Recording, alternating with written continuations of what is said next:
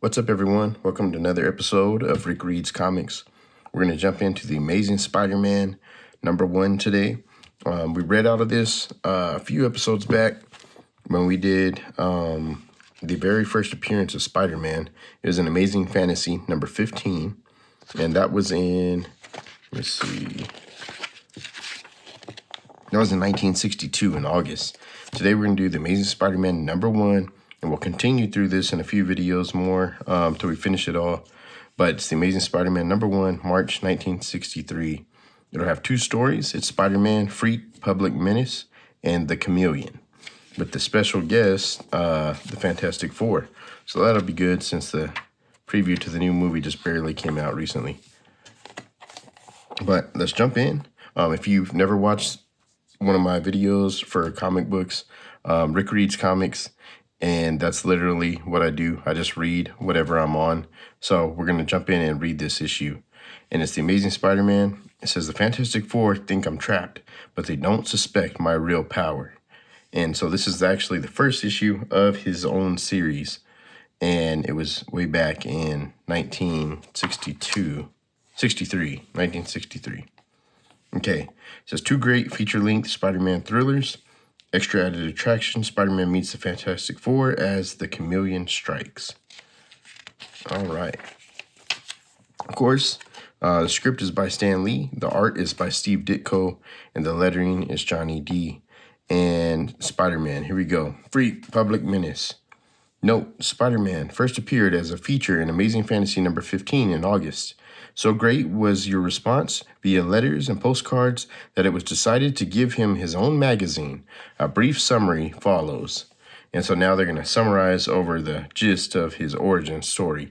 And if you want to go back and check that out, you can check my other video out where I actually went over Amazing Fantasy number 15. But let's go right here. It says, sure, you've read many stories about many different magazine heroes, but there's never been a story like this one, because there's never been a hero like Spider-Man. Our scene is the bedroom of Peter Parker, the teenage student whom many consider to be a shy bookworm, but oh, if they only knew. Uncle Ben is dead, and all because I was too late to save him. My Spider-Man costume. I wish there were no such thing, and he throws it.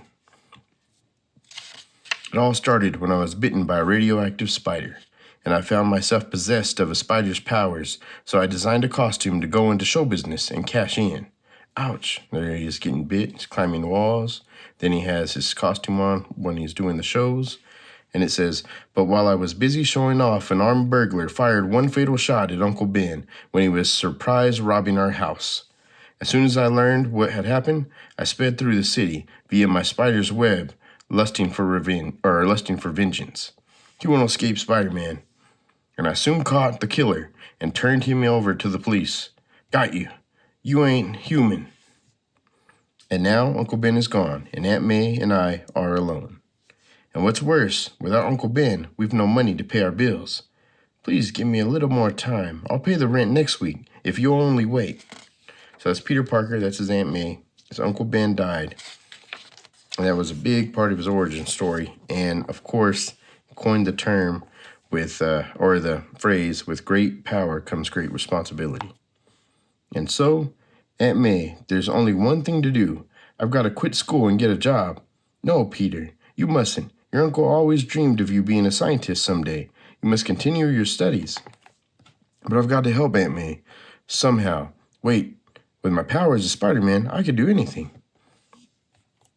And go anywhere, nothing can stop me. Any amount of money could be mine, just for the taking. But no, what am I thinking of? I'm no criminal. I'm not a thief. Besides, if I were ever arrested and imprisoned, it would break Aunt May's heart. No, there's only one other way I've got to perform again. I've got to bring my Spider-Man act before the public once more. I'll call a booking agent tonight. A few days later, at school. Hey, gang, look, Spider-Man's going to put on a show at the town hall tonight, and the admission is only $1. Let's all go. Count me out, kids. I can't make it. And that's Peter. He's pretending to be a nerd. Well, he is a nerd, but he's pretending he can't go. We might have known he'd rather study. And who needs that walking bookworm anyway? It'll be more fun without him. That night, as the audience is amazed by Spider-Man's prowess, none suspect the real reason that Peter Parker couldn't be in the audience. I couldn't very well be doing this act and sitting in the audience also. So there he is. He's showing off. He's shooting his webs. He's climbing. And everybody's in awe. Finally, after the show, it's time to pay you, Spider-Man, but I can't give you cash. I've got to give you a check, so there's a record for taxes. What name should I write the check out to? Name? I can't tell you my real name. No one must know my identity. Just make out the check to Spider-Man. Okay, you're the boss, but you'll have a mighty tough time cashing it. A tough time cashing it, eh?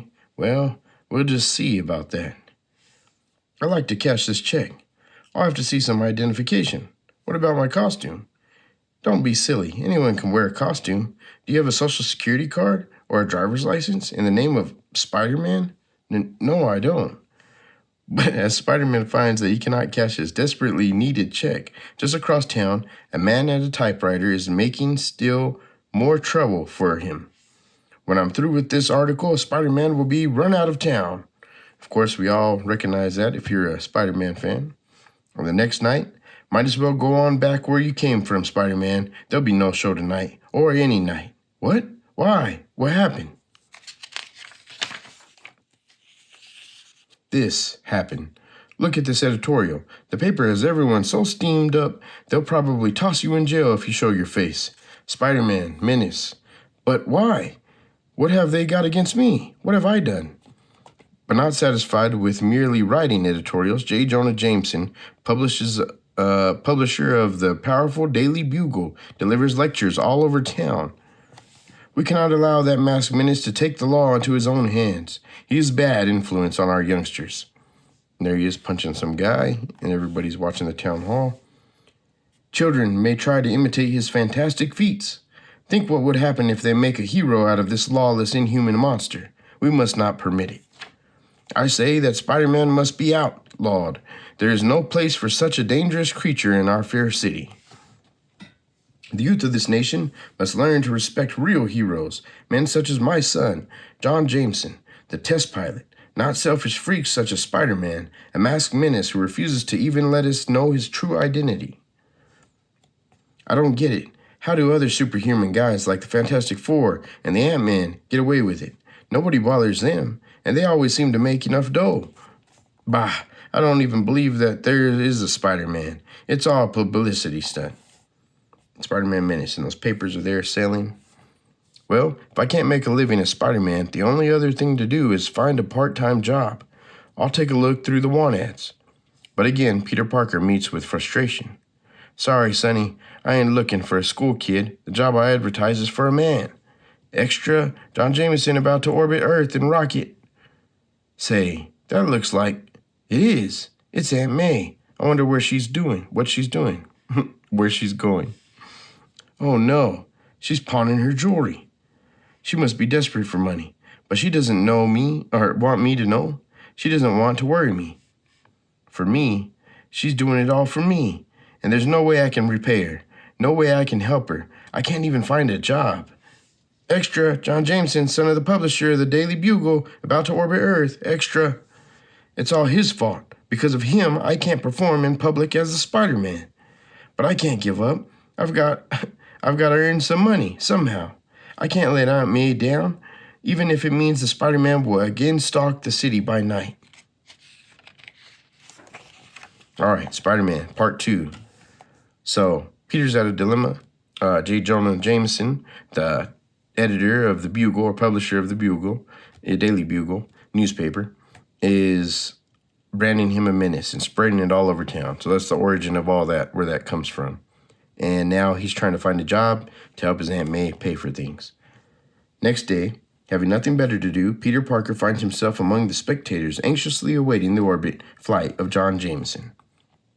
It sure must take a lot of courage to go up in one of those babies. I'll bet even Spider-Man would think twice before volunteering for this ride, huh? I suppose so. 15 minutes to blast off. All unauthorized personnel clear the field. This is it, John. Make your country proud of you, son. As proud as I, your father, am today. I'll do my best, Dad. I promise. Good luck to you, boy. Minutes later, the capsule with John Jameson inside is set in orbit by a perfect launch. But then disaster strikes. A small section of the forward guidance package breaks loose from the capsule and falls into space. Without this essential guidance unit, the capsule goes into an erratic orbit, completely out of control. Something's wrong. I can't control her. This flashing red light. It can mean only one thing. I've lost the heart of the guidance device. There is no way to direct the capsule now. Meanwhile, miles away, what is it? What went wrong? Capsule is out of control, sir. Component 24-3B has broken loose. Condition red. What's that? Without the missing part, he will continue to go into lower and lower orbit until he crashes to the Earth. Gentlemen, we haven't much time. We must find some way to save John Jameson's life, even though the capsule was doomed. Acting with desperate speed, the space technicians attempt to drop a steel net to catch the capsule, but with no success. A complete miss. We've got to find a better way. While unsuspected by all, a better way does exist, in the form of Peter Parker, who has observed the entire dramatic event. There's only one person who can save John Jameson. And that is Spider-Man. I've got to reach the Missile Control Center, the fastest way, the way that only Spider-Man can take. Made it, and now, so he ran across his ropes, or ran across the power lines. We have a spare 24-3B guidance unit, but there is no way to get it to Jameson in time. You're wrong, there is a way. Spider-Man! Let me have the missing unit. I'll get it to the capsule somehow. Very well. We have nothing to lose. There's no way we can do it. Spider-Man, bah! He's just a publicity-seeking phony. He's trying to grab a headline. What can he do? Instead of flapping your lips, mister, just watch and see what I can do. Wait! So Spider-Man gets the unit. He's taking off. The capsule is getting lower every second. I've got to reach a jet fast. Arriving at a nearby field, Spider-Man's amazing web shoots out, engulfing the guard's gun hand before the sentry can fire. Halt! Identify yourself. No time for that now. So he webs him up. Within seconds, the mighty costume figure has commandeered a plane and a pilot as they take to the air.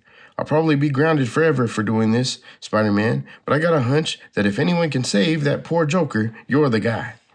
Here comes the capsule now, but we could never catch it. We don't have to catch it. Wait, what are you going to do? I've got to hitch a ride on that thing as it passes by. This will be my first and last chance. If it doesn't work, look out below. Okay, so this is pretty crazy. Spider-Man's about to jump off of a plane. Here it goes. And he spins his web. I hit it. And then he goes, mustn't let go. So he's swinging in the air. I've got to pull myself up, fighting against all this wind resistance. Even my strength can just barely do it. There, I reached it. But now, the capsule is losing altitude dangerously. Can I attach the missing unit in time? And then here we go, part 3, Spider-Man. What a lucky break. It fit in place as smooth as silk and within the capsule. Capsule under manual control again. Will eject, shoot, and land immediately. He's safe. I did it. So there's the chute. Comes out. Spider-Man succeeded. The capsule is about to land. My boy, he's safe. This is as good a time as any for me to get off. I'll bet I'm the only living person who ever had a ride like that before. I'd better make myself scarce now. I'd just be embarrassed if everyone wants to congratulate me and make a big fuss about what I've done. Anyway, from now on, I guess I shouldn't have any trouble about performing in public. I'll bet even Mr. Jameson himself would hire me. But when he reads the next edition of the newspaper, Peter Parker is astounded to see, oh no, it can't be. It isn't possible. Why? Why? This newspaper demands that Spider-Man be arrested and prosecuted. Editorial by J. Jonah Jameson. It was all a plot by Spider-Man to steal the spotlight from my son. I accused Spider-Man himself of sabotaging the capsule so that the guidance unit would fall off. Spider-Man unlawfully broke into a military base and commandeered a plane by the force. Then, By means of a grandstand play, he tried to make a hero of himself, but he caused an important missile test to fail and set our space program back by many weeks. I repeat, Spider-Man is a menace to America. Unfortunately, if something is shouted loud enough, there are always those who believe it. They fear me more than ever now.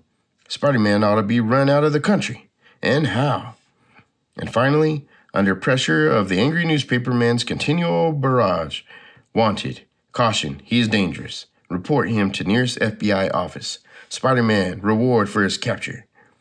Oh dear, I certainly hope they find that horrible Spider-Man and lock him up before he can do any harm. And that's his Aunt May. What do I do now? How can I prove I'm not dangerous? How can I convince people that I wasn't responsible for the failure of that capsule? Everything I do as Spider-Man seems to turn out wrong. What good is my fantastic power if I cannot use it? Or must I be forced to become what they accuse me of being? Must I really become a menace?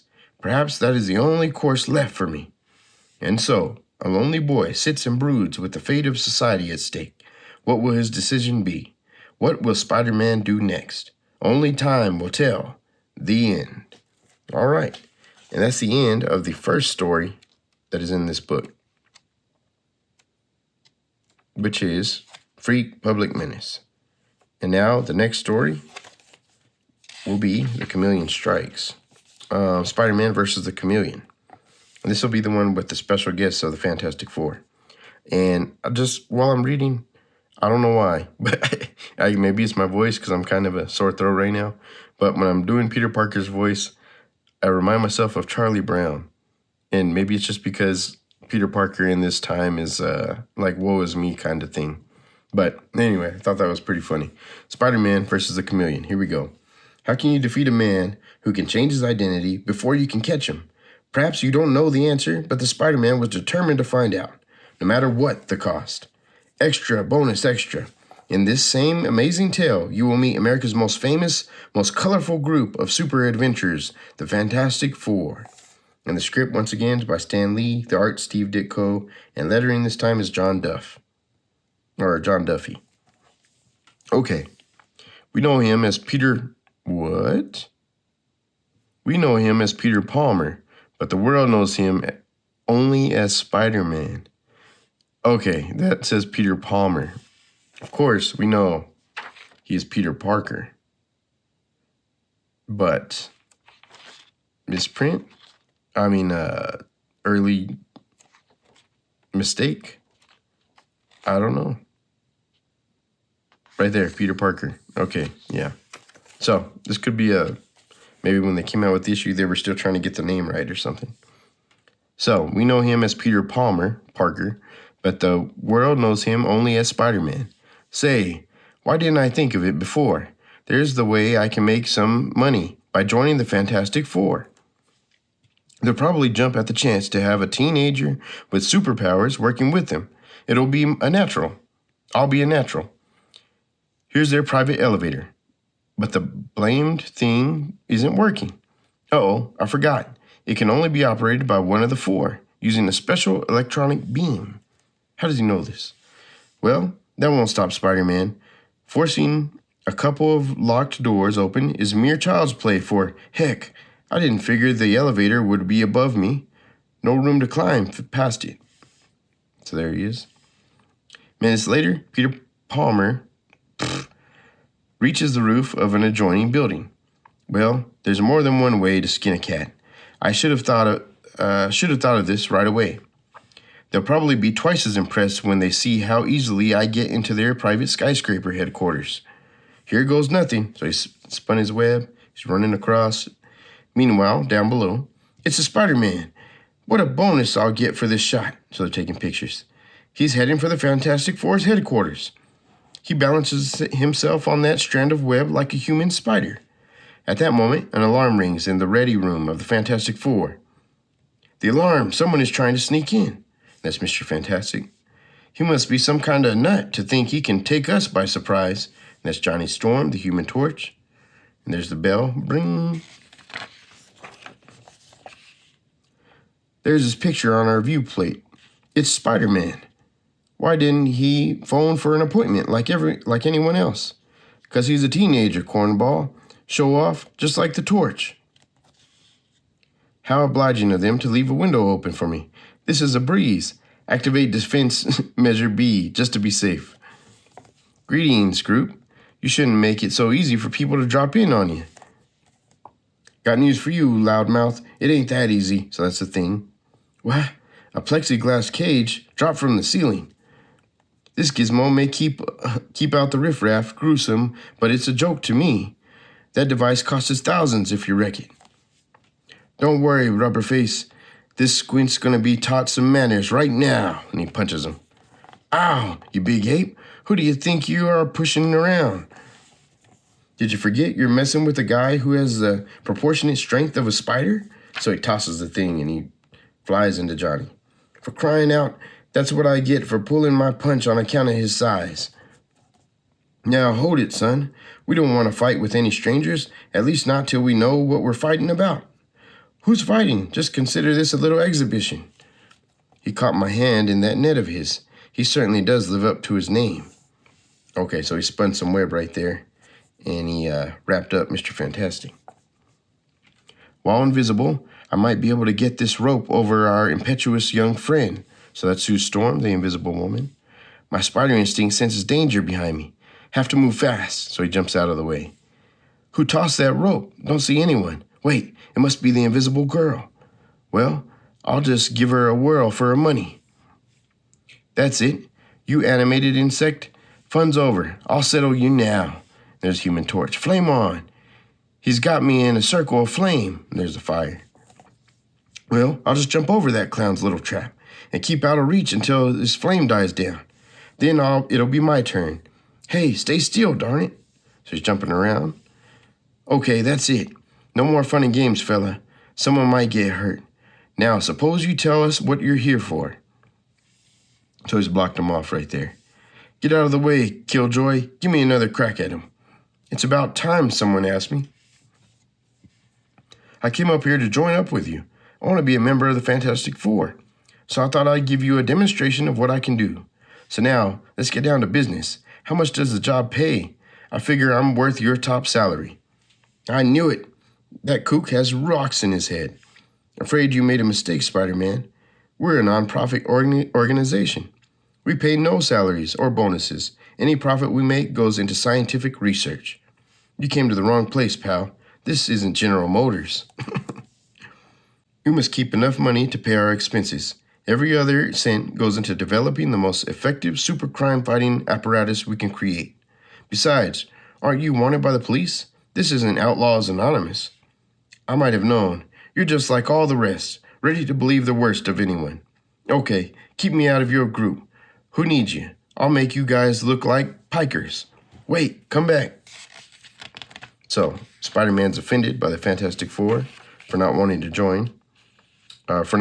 to join. And now we'll switch gears. Let me see. Too bad he left so suddenly. Perhaps we could have helped him. We've got enough problem kids to worry about now. Somehow, I have a feeling we'll be hearing more from that young man in the future. Now, our scene shifts to a defense installation at the edge of town. With my multi-pocket disguise vest, it will be an easy matter for the Chameleon to become you, friend janitor. Minutes later, so far so good. Disguised as a janitor, it was easy to gain access to these restricted areas. And now, another fast change, and I will take the identity of Professor Newton. So, this guy is an imposter. He's the Chameleon. And he's changing and dressing as everybody else to get access to dangerous information, probably. Ha! Nothing can stop the Chameleon. With the right disguise, I can steal anything from anywhere, unchallenged. That night, at the Chameleon's hideout, the Iron Curtain countries will pay a fortune for these plans. A TV news bulletin. The entire city is wondering why Spider-Man visited the Fantastic Four today. No comment, says the FF. Rumors are flying all over New York. Unofficial sources claim Spider-Man is being considered for membership in the FF. Nonsense, claims the police commissioner. I think Spider-Man's visit is of interest to the Chameleon, too. Yes, indeed, very interesting. Latest on Spider-Man. Grand jury requests immediate probe. The FBI has been alerted for possible action. There's only one reason Spider-Man would want to join the Fantastic Four. Being sought by the police, there's no way for him to earn a legitimate living. He must be desperate for money. And this is where I come in. Spider-Man will make a perfect fall guy for me. When I steal the second half of these missile defense plans, I'll have him put the police off my trail. Spider-Man has the powers and instincts of spiders, so I will send him a message that only his spider senses will be able to pick up. Calling Spider-Man, meet me on roof of Lark building at 10 tonight. It will be very profitable for you. How did Chameleon know to transmit that only he would be able to hear? I don't know. 1960s logic. Calling Spider-Man. Okay, so past that, he put out a bulletin, and Spider-Man's going to hear it. And miles away at Neighborhood Museum, where Peter Palmer is studying the spider exhibit, someone is trying to contact Spider-Man. I can sense the frequency waves, but who? Well, no matter who it is, I can't afford to pass up a chance for profit. I'll just leave my clothes up here, and then, a few minutes before 10 p.m., almost time for me to take over the elevator night shift. Yes, it is time, but not for you, for the chameleon. After binding and gagging the real elevator operator, the bogus one brazenly takes his place. I'll relieve you now. It's about time. I'm bushed. Then once inside the elevator, so far my timetable is running right to the split second. Now to change to my Spider-Man guys. And finally, Spider-Man, how did you get in? What do you want? Those missile defense plans which you're holding. I can't believe it. You, a traitor? Wait. My web will keep you a prisoner until I can escape. This artificial web isn't as strong as Spider-Man's real one, but no one will notice the difference. So he's got his webs down and everything. Seconds later. Help, police. Spider-Man's heading for the roof with stolen plans. Help. He finally broke free. Good. It's all going according to plan. Here's my ship. I can't fail now. I'll be gone just before the real Spider-Man gets here. I'm sorry. I won't be there to hear Spider-Man try to talk himself out of my trap. Strange. That helicopter must have just left the roof I'm heading for. Okay, so Spider-Man's coming. Helicopter leaves. He says, I wonder who sent for me. Nobody is waiting on the roof. Look, there he is. Freeze, Spider-Man. We want those secret plans you stole. Plans? Stole? I'm beginning to smell a rat. I don't know what this is all about, but nobody's framing me for anything. That'll hold you till I can get away. So he's webbed him up. What a fool I was. The message was a trick to pin a crime on me, and I fell for it. But who could have... Wait, that helicopter, the pilot is the one who police really want. If he hasn't flown too far, I can use my spider senses to tune in on the ship, get its location. And he's using his senses. Got him. He's out towards the waterfront. I've got to stop him. Well, if I'm going to catch me a Spider-Man, speeding... Okay, one more time. Well, if I'm going to catch me a speeding whirly bird, then there's only one way to do it. And that is... And so he's shot his two webs, he's pulling himself back, and he's slingshotting himself in the air to get a real fast start like this. So there he goes. He's already reached the sea, but I can make a parachute out of my web and float down to that motorboat below. I'm not licked yet.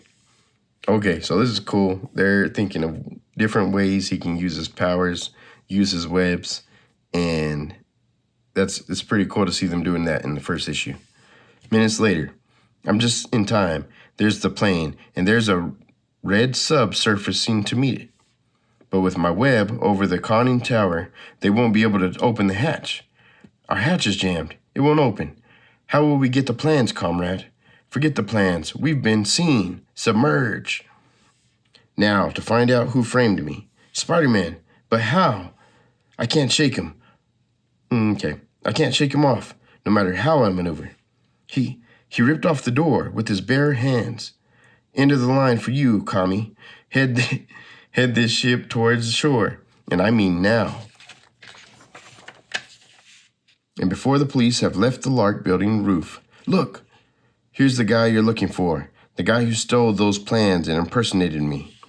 But in the next split second, the wily chameleon drops a tiny smoke pellet and breaks free in the confusion. Before they know what happened, I'll have taken a new disguise and be free, so he's running right there. He can't get out of the building. All exits are guarded. Search every room. Let them search. I knew this disguise would come in handy. Who would ever suspect a policeman? I'll look in here, men. I'll take this corridor, and I'll head for the street under your very noses. So there he is, walking out, sneaking out. But again, the chameleon has reckoned without Spider-Man's supernatural spider's instincts. That tango I feel, my quarry is close, within striking distance. He's wise to me. If I can just pull this fuse. So he's trying to pull the fuse before he gets found out. One of these cops must be a phony. He's doused the lights, but that won't stop me. I can still sense him in the dark. I'll just shoot my web overhead. Or I'll just shoot my web over. Oh no, I'm all out of that special fluid. So he's out of webbing. I've got to reach that exit before he does. This is the fastest way. That figure leaving the others, it's him. He jumps. But as the lights go on again, the chameleon resorts to one last desperate ruse.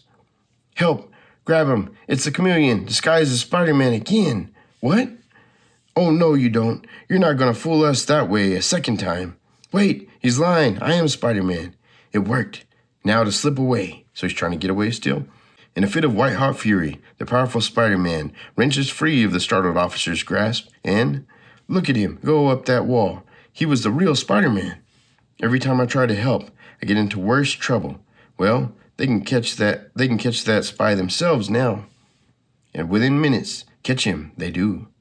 Here he is, Captain. I spotted him by his torn uniform. I could see this other disguise beneath it. Blasted. I must have ripped it in my scuffle with Spider-Man. And as the chameleon is led away, a lone figure loses himself in the shadows of the silent night. Nothing turns out right. See? He's like Charlie Brown. Nothing turns out right. Sob. I wish I had never gotten my superpowers.